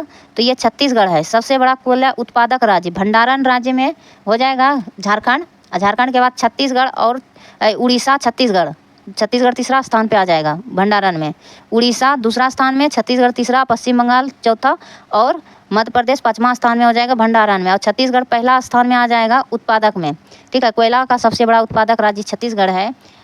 भारत में कोयले के उत्पादन का सर्वाधिक हिस्सा विद्युत क्षेत्र में उपयोग हेतु भेजा गया है। भारत में कोयला के उत्पादन का सबसे बड़ा भाग छत्तीसगढ़, उत्पादन का सबसे बड़ा भाग छत्तीसगढ़ पहले स्थान, दूसरे स्थान में है हमारा झारखंड, ठीक है। और हमारा जो है उड़ीसा किस स्थान में है, तीसरा, और चौथा नंबर में है हमारा MP। उत्पादन में है मध्य प्रदेश चौथे नंबर पर, और लास्ट में 5वें नंबर पे है भंडारण के क्षेत्र में। उड़ीसा किस स्थान में है, तो ये तीसरा स्थान में है, दूसरा स्थान में छत्तीसगढ़ है, ठीक है, भंडारण में। और पहला स्थान में उत्पादन में है छत्तीसगढ़, दूसरा स्थान में झारखंड है। वहीं कोयले का काला हीरा, कोयले को काला हीरा के नाम से भी जाना जाता है। नेक्स्ट पॉइंट है कि रासायनिक तौर पर कोयले में कार्बन होता है जो न केवल इसे काला रंग प्रदान करता है, तो कार्बन के कारण कोयले का रंग कैसा होता है, तो काला होता है। तो यहाँ पूछ देगा कि कोयला का काला रंग क्यों होता है, तो कार्बन के कारण होता है, ठीक है, बल्कि इसकी ऊष्मीय क्षमता को भी निर्धारित करता है। तो कार्बन क्या करता है, इसके ऊष्मीय क्षमता को भी निर्धारित करता है। नेक्स्ट पॉइंट है कि सोने के उत्पादन और भंडारण दोनों में, उत्पादन तथा भंडारण में कर्नाटक सबसे अग्रणीय राज्य है। तो कर्नाटक KGS गोल्ड फील्ड जो है ये कर्नाटक में ही है। हट्टी गोल्ड माइन कंपनी भारत की एकमात्र सोना उत्पादक कंपनी है। तो हट्टी जो है, हट्टी, यहाँ ध्यान दीजिएगा, गोल्ड माइन कंपनी ये भारत की एकमात्र सोना का उत्पादन कंपनी है, सोना उत्पादन। जियोलॉजिकल सर्वे ऑफ इंडिया के अनुसार बिहार के जमुई जिले में, तो ये जियोलॉजिकल सर्वे ऑफ इंडिया के द्वारा जो है खनिजों का निकाला जाता है खोज के। तो बिहार के जमुई जिले में जो है करमटिया में 2222.88 मिलियन टन, जमुई जिले में, बिहार के जमुई जिले में 2222.88 मिलियन टन सोना का भंडार उपलब्ध है, अभी उपलब्ध है, भंडारण है हमारे बिहार में। जमुई में सोना का भंडार देश के कुल सोना भंडार का सबसे बड़ा भाग है, 44%, ये ध्यान दीजिएगा। तो इसमें A नंबर ऑप्शन हो जाएगा। सोना के बारे में अभी जाने कि 44% हमारा बिहार में है और करमटिया में है, ठीक है, भंडारण है। जियोलॉजिकल सर्वे ऑफ इंडिया के द्वारा इनका जो है खोज किया जाता है, और एकमात्र है गोल्ड माइन फील्ड जो है कर्नाटक में है। सोने का उत्पादन और भंडारण जो कर्नाटक में है, तो हट्टी गोल्ड माइन फील्ड जाने आपने, हट्टी गोल्ड माइन फील्ड कंपनी। और वहीं बताइए कि बिहार में सोना का जो है खान मिला है, कितना मिलियन टन सोना का भंडार मिला है, तो 2222, ध्यान रखिएगा, और 88, ठीक है, 22 चौक 88 होता है, तो इसको 222, अच्छा हम इतना देर से गलती ही बोल रहे थे, सॉरी, तो 222.88 मिलियन टन हो जाएगा, ठीक है, 222.88 मिलियन टन ये भंडार है बिहार में। नेक्स्ट है कि निम्नलिखित में कौन सा देश विश्व में चावल का सबसे बड़ा उत्पादक है, तो चावल का विश्व में चीन है सबसे बड़ा उत्पादक देश, और वहीं भारत का दूसरा स्थान है चावल उत्पादन में, और चावल का निर्यात में जो है चावल निर्यातक देश में भारत पहला स्थान पे आ जाएगा। विश्व चावल का सबसे बड़ा उत्पादक देश चीन है। भारत चावल फसल के अंतर्गत विश्व में सर्वाधिक क्षेत्रफल रखता है, परंतु निम्न उत्पादकता के कारण चावल उत्पादन में भारत का चीन के बाद दूसरा स्थान है। चावल निर्यातक देशों में भारत शीर्ष स्थान पर है। अंतर्राष्ट्रीय चावल अनुसंधान संस्थान जो है फिलीपींस मनीला में स्थित है। अंतर्राष्ट्रीय खाद्य एवं कृषि संगठन FAO 2020 के अनुसार, आंकड़ों के अनुसार, FAO खाद्य कृषि संगठन के अनुसार विश्व में चावल के 5 शीर्ष उत्पादक देशों में पहले स्थान पर चीन, दूसरे में भारत, तीसरे में बांग्लादेश, इंडोनेशिया है, चौथे में, पाँचवा वियतनाम है। भारत का मुख्य खाद्य फसल क्या है, तो चावल है। चावल धान का जन्मभूमि चीन को ही माना जाता है। नेक्स्ट क्वेश्चन है 67 नंबर, भारत में राष्ट्रीय वन नीति किस वर्ष लागू की गई थी, तो भारत में राष्ट्रीय वन नीति किस वर्ष लागू की गई थी, इसका आंसर हो जाएगा 1952 में। तो भारत में राष्ट्रीय वन नीति 1952 में लागू की गई थी। संशोधित राष्ट्रीय वन नीति 1988 में लाया गया केंद्रीय वन, तो संशोधित वन नीति 1988 में लागू हुआ था।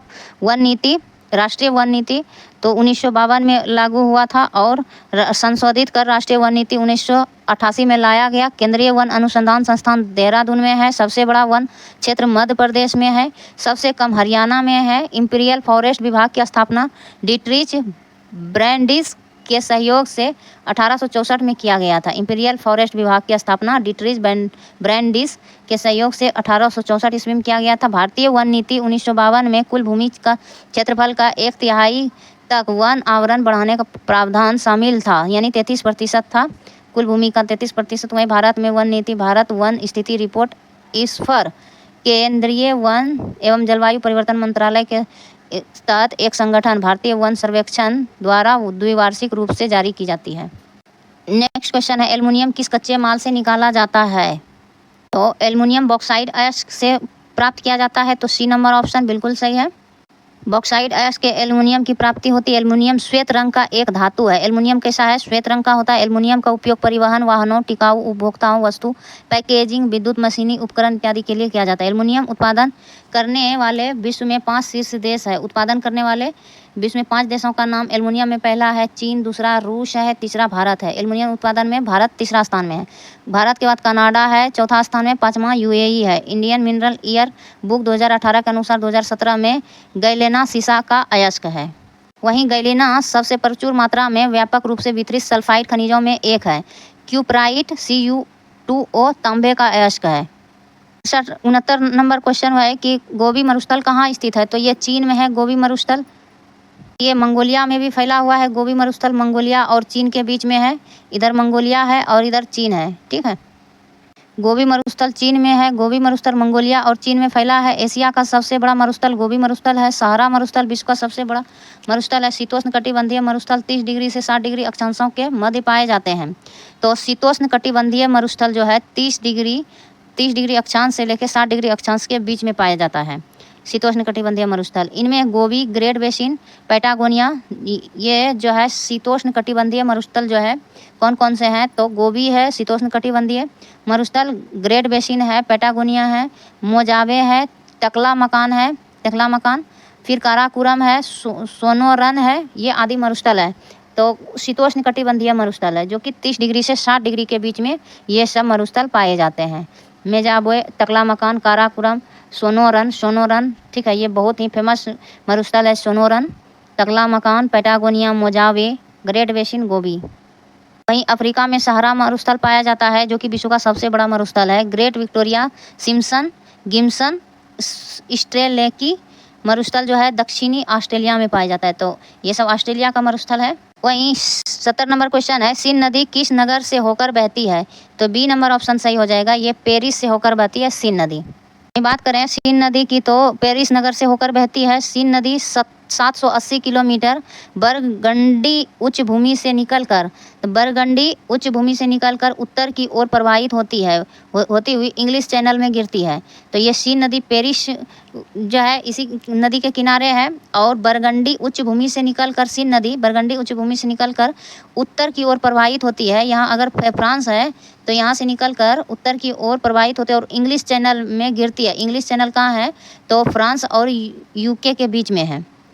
वहीं फ्रांस की राजधानी पेरिस है जो पूरे विश्व में सौंदर्य प्रसाधन के लिए प्रसिद्ध है। पेरिस फ्रांस का सर्वाधिक जनसंख्या वाला शहर। सिंध नदी के मुहाने पर फ्रांस का ली हार्वे बंदरगाह स्थित है। तो सिंध नदी के मुहाने पर ली हार्वे बंदरगाह है। टाइबर नदी के किनारे रोम स्थित है। रोम इटली में है। न्यूयॉर्क नगर हडसन नदी के किनारे स्थित है। न्यूयॉर्क वहीं हडसन नदी के किनारे है। वाशिंगटन डीसी पोटोमेक नदी के किनारे है, ठीक है। नेक्स्ट क्वेश्चन है कि विश्व में कच्चे पटसन का प्रमुख उत्पादक कौन है? प्रमुख उत्पादक राज्य है कच्चे पटसन का प्रमुख उत्पादक देश। तो ये भारत हो जाएगा। कच्चे पटसन का प्रमुख उत्पादक में हो जाएगा भारत। ए नंबर ऑप्शन सही है। विश्व में कच्चे पटसन का प्रमुख उत्पादक भारत है। वहीं विश्व का प्रमुख पटसन उत्पादक देश में भारत, बांग्लादेश, चीन। भारत के बाद बांग्लादेश आ जाएगा। बांग्लादेश के बाद तीसरा नंबर पे आ जाएगा चीन आ जाएगा।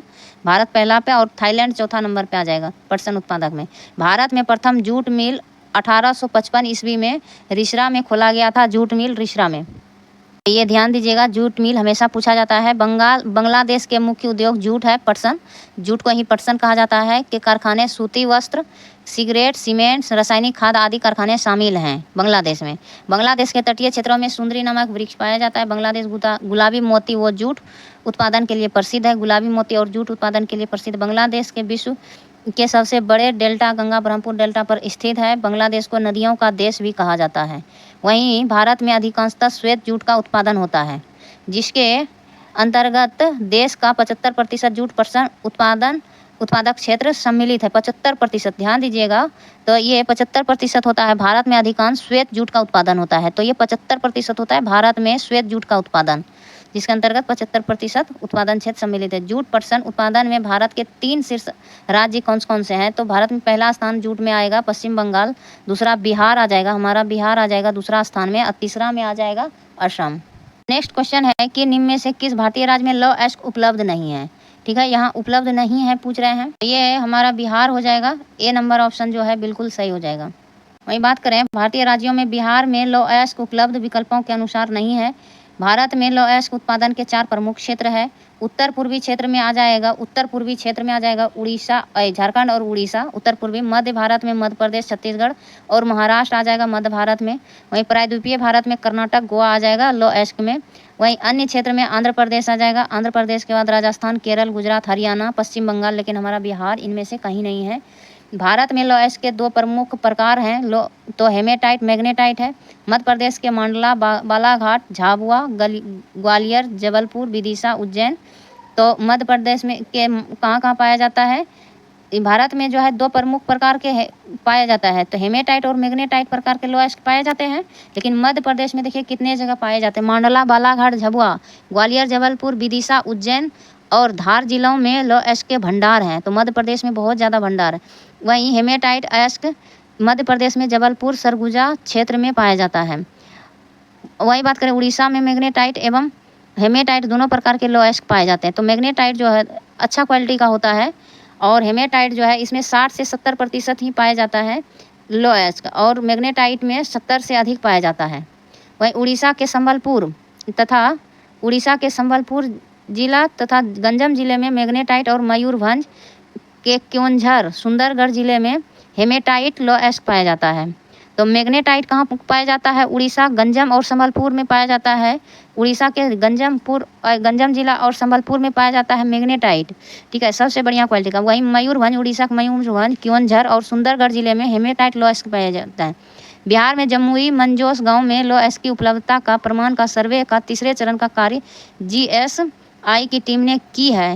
हालांकि जमुई जिले में जो है मंजोस गांव में किया है सर्वे का कार्य, तो बिहार के जमुई में भी है, लेकिन सर्वे में अभी बताया, लेकिन है पूरी तरह से जो है इसमें पाया नहीं गया है। मंजोस गांव लौह अयस्क बस। और यहाँ उपलब्धता जो है सर्वाधिक उपलब्धता इन सब राज्यों में है। मध्य प्रदेश में बहुत ज़्यादा है, उड़ीसा में भी है। नेक्स्ट क्वेश्चन है 73 नंबर, दक्षिण गंगोत्री कहाँ स्थित है? दक्षिण गंगोत्री कहाँ स्थित? दक्षिण गंगोत्री जो है भारत का एक अभियान है। ठीक है, स्टेशन वहाँ स्थापित किया है, तो ये अंटार्कटिका महाद्वीप में पाया जाएगा, स्थित किया है भारत के द्वारा। तो भारत का दक्षिण गंगोत्री अंटार्कटिका में है। तो दक्षिण गंगोत्री अंटार्कटिका में स्थित है। गोंडवाना लैंड के विखंडन से निर्मित अंटार्कटिका गोंडवाना लैंड से टूट के बना है। अंटार्कटिका विश्व का 5वां सबसे बड़ा महाद्वीप, इसे निर्जन महाद्वीप भी कहा जाता है। अंटार्कटिका को निर्जन महाद्वीप कहें तो कोई शक नहीं है, क्योंकि यहाँ कोई भी जीव जंतु नहीं पाया जाता है, एक पक्षी पाया जाता है छोटा सा बस। और एल्सवर्थ पर्वत श्रेणी, यहाँ पर एल्सवर्थ पर्वत श्रेणी में अंटार्कटिका की सबसे ऊंची चोटी पाया जाता है। यहाँ का एल्सवर्थ पर्वत श्रेणी है, और वहाँ का सबसे ऊंची चोटी क्या है? विल्सन मैसिफ है। अंटार्कटिका महाद्वीप वैज्ञानिक खोजों के लिए प्रसिद्ध है, और अनेक देशों ने यहाँ अपनी शोधशालाएं स्थापित किया था। इसको विज्ञान के लिए समर्पित महाद्वीप की भी उपमा दी जाती है। भारत की ओर से है शोधशालाएं स्थापित की गई है दक्षिण गंगोत्री। ठीक है, SZ कासिम के नेतृत्व में भारत का प्रथम वैज्ञानिक दल इस महाद्वीप पर 1981 से 82 में गया था। तो SZ कासिम के नेतृत्व में, ये ध्यान दीजिएगा, SZ कासिम के नेतृत्व में भारत का प्रथम वैज्ञानिक दल गए थे 81-82 में, 1981। इस अभियान के बाद दक्षिण गंगोत्री 1983-84 में, और मैत्री, तो इसी अभियान के बाद 1 साल बाद 82 के बाद 83-84 में दक्षिण गंगोत्री वहाँ स्थापित किया गया, और मैत्री 1989 में किया गया। ये 83-84 में किया गया, और मैत्री 1989 में भारतीय जो है 2012 ईस्वी में सबसे न्यू शोध केंद्र स्थापित किया गया भारत के द्वारा। वहीं भारत ने अपना अंतर्राष्ट्रीय अंटार्कटिका अध्ययन केंद्र गोवा में स्थापित किया है। भारत में आर्कटिक क्षेत्र 2008 में हिमाद्री शोध केंद्र स्थापित की है। तो आर्कटिक क्षेत्र में जो है 2008 में हिमाद्री शोध केंद्र स्थापित किए 2008 में। वही बात करें 74 नंबर की, तो दक्षिण अमेरिका की सबसे लंबी नदी के बारे में पूछ रहे हैं, तो ये अमेजन नदी हो जाएगा, दक्षिण अमेरिका है। ठीक है, विश्व की पूछेगा तो ये नील नदी हो जाएगा। तो B नंबर ऑप्शन सही है। तो दक्षिण अमेरिका की सबसे लंबी नदी अमेजन नदी है। अमेजन नदी का उद्गम एंडीज पर्वत पेरू से होता है एवं इसका मुहाना अटलांटिक महासागर है। अमेजन नदी के मुहाने को विषुवत रेखा काटती है। तो अमेजन नदी के मुहाने को कौन काटती है? तो विषुवत, ऐसे अगर जाती है तो विषुवत रेखा इसके मुहाने को काटती है। अमेजन नदी अफवाह क्षेत्र वो जल आयतन की दृष्टि से विश्व की सबसे बड़ी दूसरी सबसे लंबी नदी है। तो आयतन की दृष्टि से विश्व की बड़ी दूसरी सबसे लंबी नदी है आयतन की दृष्टि से।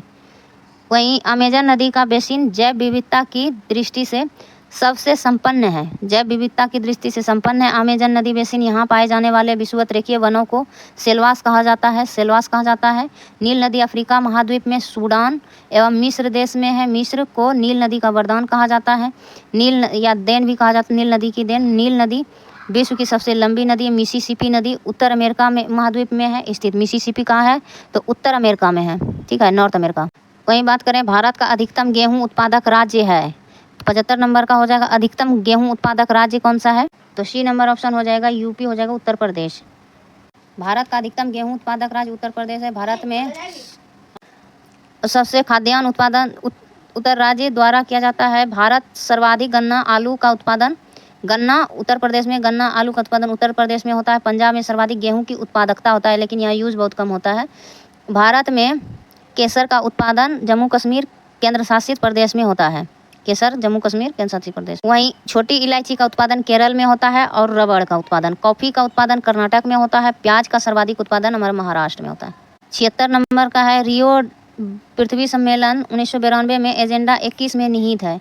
तो पृथ्वी सम्मेलन इसमें क्या क्या निहित है? पर्यावरण संरक्षण है, विश्व शांति, विश्व सतत विकास है। तो उपयुक्त में एक से अधिक हो जाएगा, डी नंबर ऑप्शन सही हो जाएगा। तो पृथ्वी सम्मेलन का एजेंडा 21 में उपयुक्त में एक से अधिक निहित है। रियो डी जेनेरियो ब्राजील का एक महत्वपूर्ण नगर है। रियो डी जेनेरियो में प्रथम पृथ्वी जलवायु शिखर सम्मेलन 1992 में हुआ था। इस पृथ्वी जलवायु शिखर सम्मेलन में पर्यावरण संरक्षण, ठीक है, यहाँ देखिए 21 एजेंडा में कौन कौन से शामिल है? तो पर्यावरण संरक्षण है, वैश्विक सतत विकास, जलवायु परिवर्तन संरक्षण है, जैव विविधता है और वैश्विक वैश्विक अति महत्वपूर्ण विश्व पर विचार किया गया था, ठीक है। तो ये सब हो गया। द्वितीय विश्व पृथ्वी शिखर सम्मेलन 2002 में दक्षिण अफ्रीका में हुआ था, जोहान्सबर्ग में आयोजित हुआ था। द्वितीय पृथ्वी जलवायु शिखर सम्मेलन 2002 में। क्योटो प्रोटोकॉल 1997 में आयोजित हुआ था। मॉन्ट्रियल प्रोटोकॉल 16 सितंबर 1987 में हुआ था और 89 ओजोन परत से संबंधित है जो 89 में लागू हुई थी। तो ये ध्यान देना, 89 में लागू हुई थी। पेरिस सम्मेलन 2015 में बहुत ही महत्वपूर्ण था जलवायु परिवर्तन में। पेरिस सम्मेलन 2015 में, जिसमें चरणबद्ध तरीके से CO2 गैस उत्सर्जन में कटौती और समापन पर सदस्य राष्ट्रों ने सहमति व्यक्त की थी। ऑप्शन में सिर्फ ये विश्व शांति नहीं होगा, पर्यावरण संरक्षण होगा, वैश्विक सतत विकास हो जाएगा, एजेंडा 21 में शामिल। 77 नंबर क्वेश्चन है, विश्व का सबसे अधिक कोयला उत्पादक देश कौन सा है? तो विश्व में सबसे अधिक कोयला उत्पादक देश पूछ रहे हैं, तो ये हो जाएगा चीन, हो जाएगा सी नंबर ऑप्शन बिल्कुल सही है। विश्व में कोयला उत्पादक देश में जो है चीन है सबसे अधिक। विश्व में सर्वाधिक लौह इस्पात, सूती वस्त्र, चावल, रेशम वस्त्र, सीमेंट का उद्योग चीन ही करता है। सर्वाधिक विश्व में सर्वाधिक उत्पादन चीन। तो लौह इस्पात, सूती वस्त्र, रेशम वस्त्र, चावल और सीमेंट उत्पादन भी चीन करता है। विश्व का सर्वाधिक जूट उत्पादन भारत करता है। सर्वाधिक उत्पादन, सर्वाधिक चांदी का उत्पादन मैक्सिको करता है। सर्वाधिक यूरेनियम का उत्पादन कजाकिस्तान करता है। विश्व का सर्वाधिक उत्पादन गन्ना का उत्पादन जो है ब्राज़ील होता है, ब्राज़ील किया जाता है, ब्राज़ील के द्वारा। वहीं बात करें सर्वाधिक रबड़ का उत्पादन थाईलैंड से होता है। सर्वाधिक सोना का उत्पादन चीन से होता है। चीन क्या हो गया? चीन सोना में हो गया और सोना में हो गया, फिर चावल हो गया, गन्ना हो गया, सॉरी गन्ना तो ब्राज़ील करता है। विश्व में सर्वाधिक सोना का संरक्षित भंडार कहाँ है? तो USA में। संरक्षित भंडार ज़्यादा पूछेंगे तो USA में है। तो चीन में चावल, रेशम वस्त्र, सूती वस्त्र, लौह इस्पात और सीमेंट उद्योग और सोना, ये चीन 1 नंबर पे है। नेक्स्ट क्वेश्चन है, भारत में सबसे पुराना तेल भंडार कहाँ है? तो बम्बई हाई महाराष्ट्र, अंकलेश्वर गुजरात, नावगांव गुजरात। तो इनमें से कोई नहीं हो जाएगा। आंसर देखिए क्या होगा, और व्याख्या में आते हैं, विस्तार से व्याख्या के बारे में जानते हैं। ये डी वही लग रहा है जो कि इसमें से ऑप्शन में कोई नहीं, इनमें से कोई नहीं है। तो भारत में सबसे पुराना तेल भंडार से संबंधित उपयुक्त में कोई विकल्प नहीं है, ई नंबर ऑप्शन है। भारत में सर्वप्रथम तेल की खुदाई 1866 ईस्वी के आसपास असम में हुआ था। 1866 में असम में। विश्व में सर्वप्रथम तेल की खुदाई यूएसए में 1859 में हुआ था, यानी कि भारत से पहले ही हो गया था, 7 साल पहले 1859 में, यहाँ 1866 में हुआ था। भारत में सर्वप्रथम तेल शोधक कारखाना डिगबोई असम में स्थापित किया गया। तो ये है डिगबोई असम, ठीक है, असम में किया गया था 1866 में। डिगबोई तेल शोधक कारखाना एशिया का सबसे पुराना तेल शोधक कारखाना है। डिगबोई तेल शोधक कारखाना की स्थापना 1901 ईस्वी में किया गया। बम्बे हाई से तेल उत्पादन 1974 ईस्वी में प्रारंभ हुआ। बम्बई हाई से। बम्बई हाई तेल उत्पादन में सागर जहाज सहयोग देती है। तो बम्बई हाई तेल उत्पादन में सागर जहाज सहयोग देती है। बम्बई हाई तेल उत्पादन में जापान का सहयोग प्राप्त है। डिगबोई तेल शोधक कारखाना का स्थापना 1901 में हुआ। खोजा गया था कब? 1866 में, ये ध्यान देना है। और बम्बे हाई जो है तेल उत्पादन 1974 में प्रारंभ हुआ था। 1974 में, यानी कि बहुत साल बाद, लगभग 100 साल से भी बेसी, ठीक है। नेक्स्ट क्वेश्चन है, विश्व में एल्युमिनियम का सबसे बड़ा उत्पादक है। तो एल्युमिनियम का सबसे बड़ा उत्पादक राज्य कौन सा है, देश है? तो इनमें से कोई नहीं होगा, न भारत होगा, ना फ्रांस होगा, ना यूएसए होगा। तो ई नंबर ऑप्शन इसमें सही है। आइए जानते हैं एल्युमिनियम उत्पादक देश के बारे में। तो ऑप्शन में दिया गया है ई नंबर ऑप्शन सही है। उपयुक्त में कोई भी देश एल्युमिनियम विश्व में एल्युमिनियम उत्पादन में सबसे बड़ा उत्पादक देश नहीं है। और यहाँ दिया गया है चीन विश्व में सबसे बड़ा एल्युमिनियम उत्पादक देश है। देखिए चावल में चीन आगे है, चावल हो गया, सीमेंट हो गया, सोना हो गया, ठीक है। तो ये और एल्युमिनियम भी हो गया। इसके अलावा और था 2 देश, 2 चीज़ था, और लो इस्पात था, सूती वस्त्र, रेशम वस्त्र, 2-3 चीज़ और हो गया ऐड। तो और एल्युमिनियम, सोना, ये चीन है पहला स्थान, ठीक है, सबसे बड़ा उत्पादक देश है। बॉक्साइट एल्युमिनियम का मुख्य अयस्क है, ठीक है, बॉक्साइट। और बॉक्साइट नाम फ्रांस में सर्वप्रथम प्राप्त स्थान से संबंधित है। एल्युमिनियम पृथ्वी की पपड़ी में सबसे अधिक पाई जाती है। पृथ्वी की पपड़ी में जो है सबसे अधिक पाया जाता है एल्युमिनियम। एल्युमिनियम के प्रमुख उत्पादक देशों में चीन के अतिरिक्त भारत, रूस, कनाडा और ऑस्ट्रेलिया आदि शामिल है। एल्युमिनियम का file, sheet, plate, electronics, automotive निर्माण आदि क्षेत्रों में किया जाता है। Next question 80 number, great Victoria मरुस्थल कहाँ है? तो ये ऑस्ट्रेलिया में है। ए नंबर ऑप्शन सही हो जाएगा। तो ये 80 नंबर क्वेश्चन है ज्योग्राफी का, लास्ट नंबर है। 40 क्वेश्चन हो गया ज्योग्राफी का, तो ये लास्ट क्वेश्चन है। तो ये ग्रेट विक्टोरिया मरुस्थल ऑस्ट्रेलिया में है। ग्रेट विक्टोरिया डेजर्ट दक्षिण ऑस्ट्रेलिया में है। विक्टोरिया मरुस्थल का नामकरण ब्रिटेन की महारानी के से संबंधित है। ग्रेट सैंडी मरुस्थल, सिम्पसन, गिब्सन आदि मरुस्थल ऑस्ट्रेलिया से संबंधित है। न्यूवियन मरुस्थल सूडान में है। तो ये ध्यान देना है, सूडान में है न्यूवियन मरुस्थल, और उत्तर पूर्व स्थित है, उत्तर पूर्व में स्थित है। विश्व का सबसे घनी आबादी वाला मरुस्थल थार मरुस्थल है। घनी आबादी वाला मरुस्थल थार मरुस्थल में आदमी भी रहता है, ठीक है, मानव भी इसमें रहता है। थार मरुस्थल भारत और पाकिस्तान में फैला हुआ अटाकामा मरुस्थल दक्षिण अमेरिका में है। तो दक्षिण अमेरिका में है अटाकामा मरुस्थल स्थित है। चिली और चिली में है, अर्जेंटीना और चिली के बीच में है अटाकामा। और यह मरुस्थल खनिज संपदा की दृष्टि से बहुत महत्वपूर्ण है। अटाकामा मरुस्थल खनिज संपदा की दृष्टि से महत्वपूर्ण है, तांबा, नाइट्रेट, बोरॉन आदि। एशिया का सबसे बड़ा मरुस्थल गोबी मरुस्थल। तो एशिया का सबसे बड़ा अगर पूछेगा तो मंगोलिया और चीन के बीच में गोबी मरुस्थल है, वही होगा एशिया का सबसे बड़ा। तो ये रहा 40 नंबर का फुल एनालिसिस हुआ, पूरा व्याख्या। तो धन्यवाद, हंसते रहिए, मुस्कुराते रहिए। जय हिंद, वंदे मातरम।